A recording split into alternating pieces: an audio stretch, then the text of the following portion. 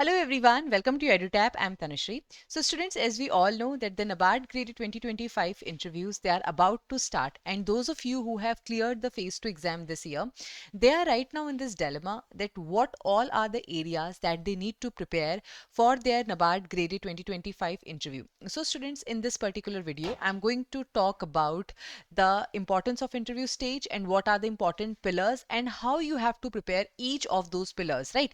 Because right now a lot of students are facing this question that what to study, in what depth to study, what to prepare, what are the key areas that needs to be prepared for the interview. So in this video we are going to discuss about all those areas in great detail. On that note, let us begin. But students, before I start, if you want to prepare for your NABARD grade interview, then we have the guidance program for the same, and the link to join this program, it is given in the description box below or in the pinned comment of the comment section. So if you are someone who has cleared the phase 2 exam this year, you can enroll into this interview guidance program. On that note, let us start our today's session. So students, first of all, a lot of you I know are quite excited or enthusiastic after they have cleared the phase 2 exam, and you deserve to be happy because clearing phase 2 exam in itself is a big achievement. But students, this is not where the entire story ends. I would say कि अभी तो सिर्फ शुरुआत हुई है, अभी आपका interview होना है. इंटरव्यू के ऑल दो हमारी मेरिट लिस्ट में आउट ऑफ 250 केवल 50 मार्क्स की वेटेज होती है, बट स्टिल इस स्टेज की जो इम्पोर्टेंस है, this is something you will gauge from this fact कि सपोज लास्ट ईयर हमारे पास दो कैटेगरी के स्टूडेंट्स थे. ठीक है, हमारी जो फाइनल कट ऑफ थी दैट वाज अराउंड 170, और for the unreserved category it was actually 168, and for the people who have cleared the phase 2 exam, phase 2 clear करने के लिए जो आपकी कट ऑफ थी that was 126. Now suppose there is a person who has cleared this cut off on just the brink. ठीक है, उसने सिर्फ ब्रिंक पे इस कट ऑफ को क्लियर किया है, उसके 126 मार्क्स ही आए हैं फेज 2 के अंदर, but he has performed excellently in his interview और उसको 44 मार्क्स मिले. And by the way 44 marks in NABARD interview is quite an achievable feet. आप इतने मार्क्स लेकर आ सकते हो. So his total score will be 170 और वो मेरिट लिस्ट का पार्ट होगा, वो नबार्ड का पार्ट बन जाएगा. On the other hand, just imagine the other scenario that there is one person who has scored 136 marks in phase 2, that is 10 marks well above the cutoff, but still he have secured only 30 marks in interview, right? So he will manage to score only 166 marks, and this will lead to him not able to clear the final cutoff. तो although उसने phase 2 में बहुत अच्छा perform किया होगा, but despite that वो इस phase को clear नहीं कर पाएगा, फाइनल phase को clear नहीं कर पाएगा. So this tells us कि all's well that ends well. अभी तक आपकी जर्नी खत्म नहीं हुई है. yes, phase 2 क्लियर करके आपने एक बहुत बड़ी अचीवमेंट हासिल की है, आप एक बहुत बड़े मुकाम पर पहुंच गए हो, बट डिस्पाइट दैट अगर आपने इस वक्त इस इंटरव्यू के स्टेज को, जो कि देखने में हमें केवल 50 मार्क्स का लगता है, उसको जरा भी लाइटली लिया, so it might cost you a lot in terms of your selection in the entire NABARD grade examination. और स्टूडेंट्स, क्योंकि ये हमारा लास्ट फेज है, तो यहाँ पर थोड़ी सी मेहनत कर लेने से अगर हमें something as good as a job in NABARD, अगर ऐसी कोई चीज़ मिल जाती, आई डोंट थिंक कि हमें कोई भी ऐसी चीज़ है या कोई भी ऐसी कसर है जो छोड़नी चाहिए. On that note, let us see कि कौन से ऐसे एरियाज हैं जो हमें प्रिपेयर करने चाहिए यहाँ पर. देखो students, there are 4 most important areas जिनको लेकर के आपको प्रिपरेशन करनी है. हम पूरी जो पास्ट ईयर की ट्रांसक्रिप्ट्स हैं उनको देखते हुए डिस्कस करेंगे कि किस तरीके से ये चारों एरियाज बहुत ज़्यादा इंपॉर्टेंट हो जाते हैं. सो सबसे पहला जो है that is the biodata form. Students, आप और जो सेकेंड इंपॉर्टेंट चीज़ है that is the NABARD. You will not believe कि मैंने अभी तक जितनी भी सिलेक्टेड स्टूडेंट्स की ट्रांसक्रिप्ट्स पढ़ी हैं, 90% आपका जो इंटरव्यू होता है वो इन्हीं दोनों एरियाज के ऊपर से होता है. या तो वो नबार्ड के बारे में होगा या वो आपके बायोडेटा फॉर्म के बारे में होगा. These two areas are the most important things. अगर आप कुछ भी नहीं पढ़ रहे हो तो इन दोनों एरियाज को आपको बहुत ही ज्यादा अच्छे से प्रिपेयर करना है. उसके बाद में जो थर्ड एरिया है that is the current affairs, and last but not the least is the insecurities and the mannerisms, right? हम हर एक एरिया के बारे में अब डिटेल में बात करते हैं. सो सबसे पहले अबाउट द बायोडेटा फॉर्म. तो बायोडेटा फॉर्म कुछ इस तरीके का दिखेगा. फर्स्ट ऑफ ऑल तो आपको इस बायोडेटा फॉर्म को बहुत ही ध्यान से फिल करना है, हर एक चीज को फिल करना है, क्योंकि इंटरव्यू के अंदर the person they are going to जज you only through this particular form. They don't know you who you are as a person, and they are going to जज you entirely on the basis of this biodata form. And secondly, as far as the preparation part is concerned, ki what we have to prepare in this particular biodata form, then let me tell you students, you have to prepare every single word that you have written here. Yes, what does I mean by this every single word? So suppose you have written your father's occupation as farmer, so you have to prepare your about your father's occupation also, right?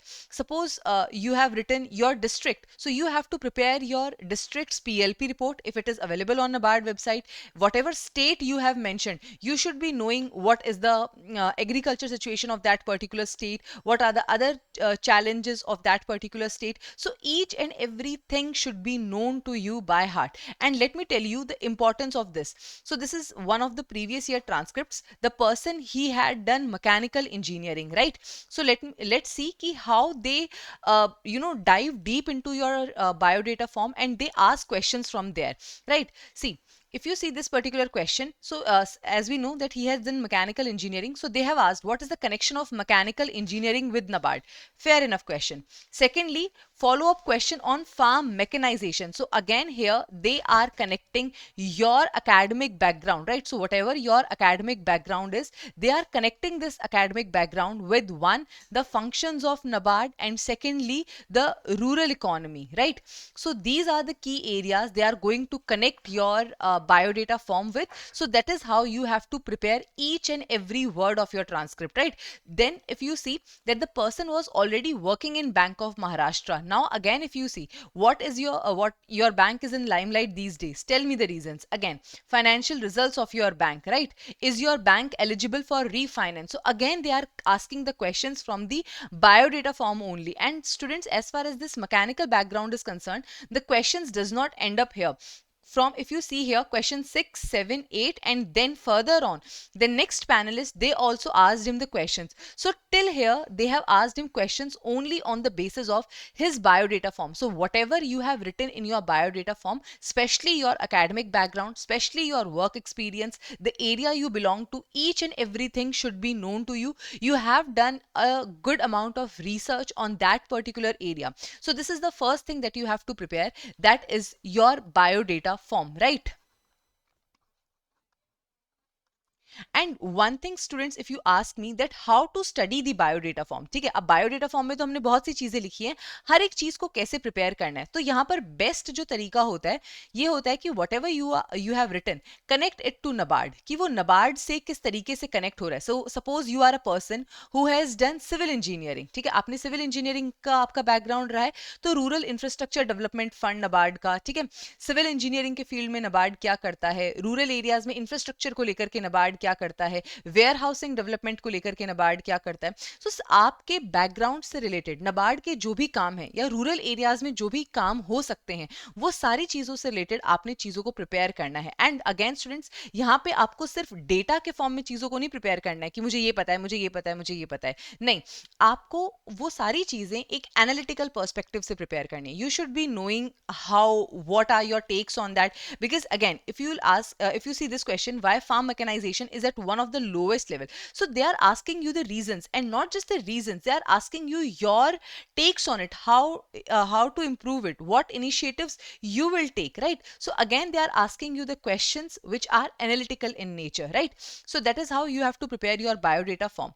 Now again students, here in your biodata form you have to prepare everything about your family, your city, your state. In the on the NABARD website, if you go and see, there are two types of papers, research papers, state focus papers, and there are PLP reports, right? PLP reports are for different districts and state focus papers are for the different states, right? Now students, again, it is not necessary that these reports, they are going to be there for each and every district and each and every state. They are there for a selected number of states and districts. So you have to prepare these two areas if they are available. ठीक है, आप website पे जाइए और देखिए कि अगर ये एरियाज अवेलेबल हैं तो आपने SFP और PLP ये दोनों ही रिपोर्ट्स को बहुत अच्छे से प्रिपेयर करना है.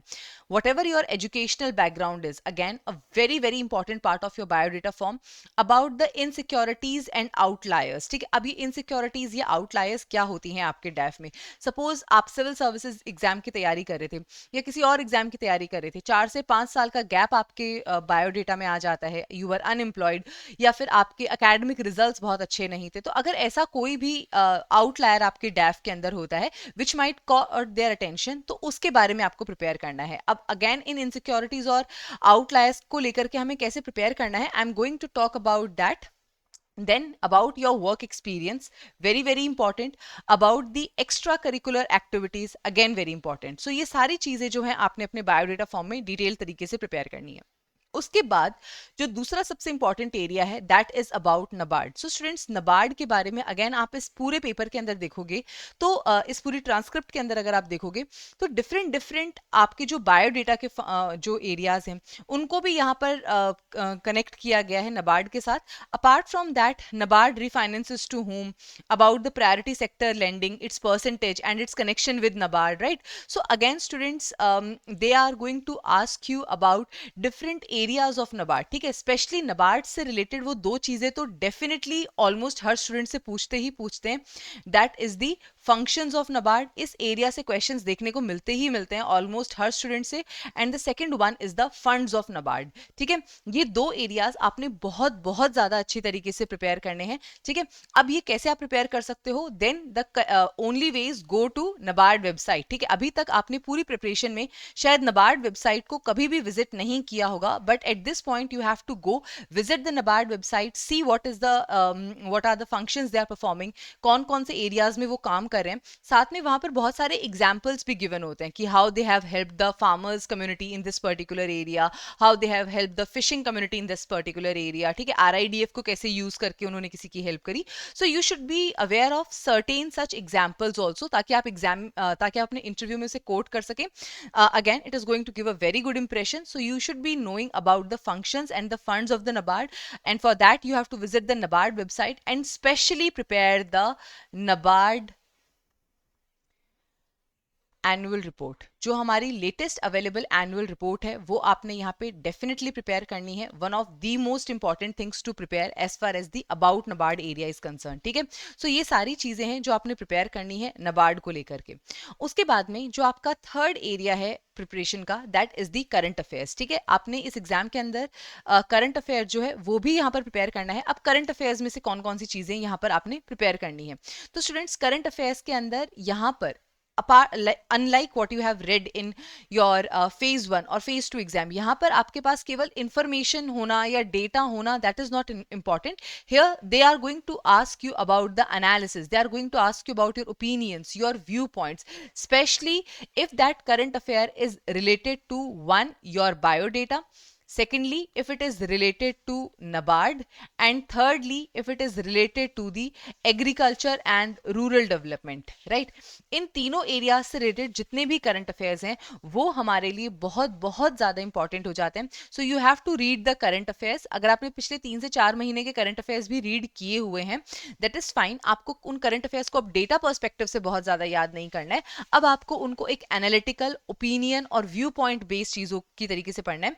इसके लिए एग्रीकल्चर से रिलेटेड या जैसे मैंने बताया बायोडेटा के अंदर आपका जो भी एकेडमिक बैकग्राउंड है उससे रिलेटेड अगर कोई एडिटोरियल्स आते हैं so do go through them, इससे आपको बहुत अच्छी हेल्प मिल जाएगी।